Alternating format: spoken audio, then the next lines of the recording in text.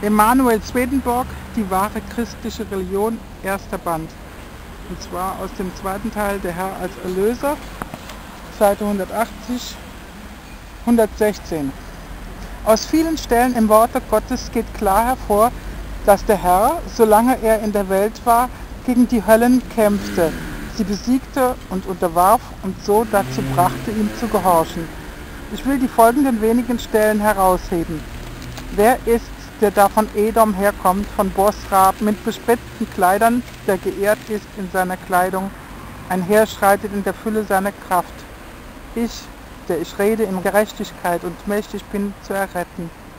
Warum ist so rot dein Kleid und dein Gewand wie eines Keltertreters? Die Kelter habe ich allein getreten, und von den Völkern war kein Mann mit mir. Darum trat ich sie in meinem Zorn und zerstampfte sie in meinem Grimm. Darum ist der Sieg über sie auf meine Kleider gespritzt. Denn der Tag der Rache ist in meinem Herzen, und das Jahr meiner Erlösten ist gekommen. Heil verschaffte mir mein Arm, zu Boden fallen ließ ich ihren Sieg. Und er sprach, sie, mein Volk sind sie, sind Söhne. Darum ward er ihnen zum Heiland. Ob seiner Liebe und seines Mitleids hat er sie erlöst. Jesajas 63, 1-9. Diese Worte handeln vom Kampfe des Herrn gegen die Höllen. Unter dem Kleid, in dem er geehrt wird und das gerötet ist, ist das Wort Gottes zu verstehen, dem vom jüdischen Volke Gewalt angetan wurde. Der eigentliche Kampf gegen die Höllen und der Sieg über sie wird durch die Worte beschrieben, dass er die Kelter in seinem Zorn getreten und in seinem Grimm zerstampft habe. Die Worte von den Völkern war kein Mann mit mir. Heil verschaffte mir mein Arm. Ich ließ zu Boden fallen ihren Sieg. Beschreiben, dass er den Kampf allein und aus eigener Macht geführt hat. Dass er sie dadurch errettet und erlöst habe, bezeichnen die Worte, darum ward er ihnen zum Heiland. Ob seiner Liebe und seines Mitleids hat er sie erlöst. Und unter den Worten, ein Tag der Rache ist in meinem Herzen und das Jahr meiner Erlösten ist gekommen, ist zu verstehen, dass dies der Grund seiner Ankunft war. Ähnlich lautet es an sehr vielen anderen Stellen. Weil der Herr allein ohne die Hilfe irgendeines Engels die Höllen überwand, darum heißt er Held und Mann des Krieges, Jesajas 42, 13, 9, 6. König der Herrlichkeit, der tapfere Jehova, der Held des Krieges, Psalm 24, 8, 10. Der tapfere Jakobs, Psalm 132, 2. Ferner an vielen Stellen Jehova Zebaoth, das heißt Jehova der Heerscharen. Seine Ankunft in der Welt wird auch genannt der Tag Jehovas, der schreckliche, der grausame, der Tag der Entrüstung, des Grimms, des Zornes, der Rache, des Unterganges, des Krieges, der Trompete, des Posaunenschalls, des Getümmels und so weiter. In den Evangelien liest man Folgendes: Jetzt ist das Gericht der Welt, jetzt wird der Fürst dieser Welt hinausgestoßen werden. Johannes 12, 31. Der Fürst dieser Welt ist gerichtet. Johannes 16, 11. Seid getrost, ich habe die Welt überwunden. Johannes 16, 33. Ich sah den Satan wie einen Blitz vom Himmel fallen. Lukas 10, 18. Unter der Welt, dem Fürsten der Welt und unter dem Satan und Teufel ist die Hölle zu verstehen. Zudem beschreibt die Offenbarung des Johannes von Anfang bis zu Ende den heutigen Zustand der christlichen Kirche und dass der Herr wiederkommen, die Höllen unterjochen, einen neuen Engelshimmel schaffen und hernach auf Erden eine neue Kirche gründen werde.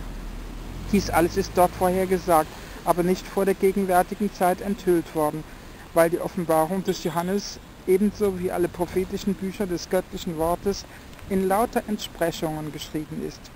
Kaum jemand hätte auch nur ein Verslein davon verstehen können, bevor diese vom Herrn aufgedeckt wurden. Nun aber ist um der neuen Kirche willen in dem 1766 zu Amsterdam herausgegebenen Werk Die enthüllte Offenbarung dies alles bekannt gemacht worden. Verstehen werden es diejenigen, die den Worten des Herrn im 24. Kapitel des Matthäus-Evangeliums über den Zustand der gegenwärtigen Kirche und seine Ankunft Glauben schenken. Einzig jene, denen sich der Glaube der heutigen Kirche an eine Dreiheit göttlicher Personen von Ewigkeit und an das Leiden Christi als das Eigentliche der Erlösung so tief eingeprägt hat, dass er nicht samt seiner Wurzel herausgerissen werden kann, werden schwanken, ob sie den genannten Worten des Herrn glauben sollen. Sie ähneln denen, die oben in dem denkwürdigen Erlebnis Nummer 113 geschildert wurden und die wie Flaschen waren, gefüllt mit Eisenspänen und Schwefelstaub. Gießt man Wasser dazu, so erhitzen sie sich zuerst und schließlich entsteht eine Flamme, die diese Flaschen zerbersten lässt. Gerade so sind jene, wenn sie etwas von dem lebendigen Wasser, dem echten Wahren des Wortes hören und es durch die Augen oder Ohren in sie eindringt, so erhitzen sie sich heftig und geraten in Flammen, und schließlich stoßen sie es von sich als etwas, das ihre Köpfe zum Bersten bringen könnte. Die Unterwerfung der Hölle, das Ordnen der Himmel und die darauf folgende Gründung der Kirche können durch mancherlei Gleichnisse veranschaulicht werden. Die Höllen lassen sich mit einem Heer von Räubern oder Rebellen vergleichen, die in ein Reich oder in eine Stadt einfallen, die Häuser in Brand stecken, die Güter der Einwohner plündern, die Beute unter sich teilen und darüber frohlocken und sich rühmen. Die Erlösung selbst aber kann durch den Vergleich mit einem gerechten König verdeutlicht werden, der diese Räuber mit seinem Heer angreift. Sie, nachdem er ihnen den Raub abgenommen und seinen Untertanen zurückerstattet hat, teils dem Schwert übergibt, teils in Zuchthäuser einsperrt und dann das Reich wieder in Ordnung bringt und gegen ähnliche Überfälle sichert. Die Natur der Höllen lässt sich auch durch ihre Ähnlichkeit mit den Zusammenrottungen wilder Tiere verdeutlichen, die aus ihren Wäldern hervorbrechen, um Herden von Klein- und Großvieh, ja sogar die Menschen selber anzufallen. Wo diese Gefahr besteht, wagt es der Mensch nicht, die Mauern seiner Stadt zu verlassen und das Land zu bestellen. Die Folge davon ist dann, dass die Felder brach liegen und die Bewohner der Stadt einer Hungersnot entgegensehen. In diesem Falle lässt sich die Erlösung vergleichen mit der Tötung und Ausrottung jener wilden Tiere und mit der Sicherung der Äcker und Wälder gegen weitere derartige Einfälle. Ferner können die Höllen mit Heuschrecken verglichen werden, die den Boden von allem Grün kahl fressen, die Erlösung aber mit der Anwendung geeigneter Mittel gegen ihr weiteres Vordringen.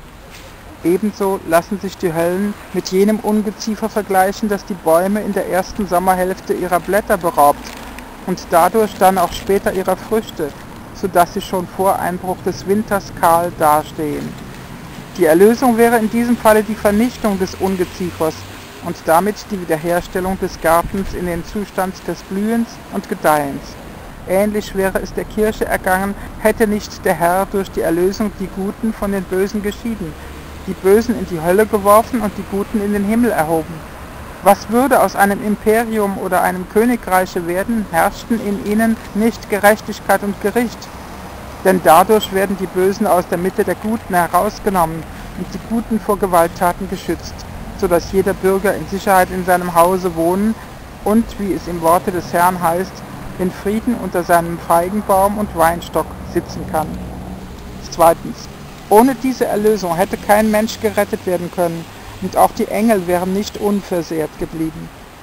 Was ist die Erlösung? Darauf soll zuerst geantwortet werden. Erlösen heißt von der Verdammnis befreien, vom ewigen Tode erretten, der Hölle entreißen und die Gefangenen und Gebundenen der Hand des Teufels entwinden. Dies hat der Herr dadurch vollbracht, dass er die Höllen unterworfen und einen neuen Himmel gegründet hat. Der Mensch hätte auf andere Weise nicht selig werden können, weil die geistige Welt mit der natürlichen Welt derart verknüpft ist, dass sie nicht getrennt werden können. Diese Verknüpfung besteht vor allem mit dem Inwendigen der Menschen, das heißt mit ihren Seelen und Gemütern. Die Guten sind daher mit den Seelen und Gemütern der Engel, die Bösen mit denen der höllischen Geister verknüpft, und zwar so eng, dass der Mensch, würden Engel und Geister von ihm entfernt, leblos wie ein Klotz niederfiele. Ebenso wenig könnten die Engel und Geister bestehen, würden ihnen die Menschen entzogen. Damit liegt am Tage, warum die Erlösung in der geistigen Welt geschah und warum Himmel und Hölle zuerst in die Ordnung zu bringen waren, bevor auf Erden eine Kirche gegründet werden konnte. Deutlich ergibt sich dies auch aus der Offenbarung des Johannes. Erst als der neue Himmel gebildet worden war, stieg daraus das neue Jerusalem, nämlich die neue Kirche herab. Man vergleiche Kapitel 21, 1f.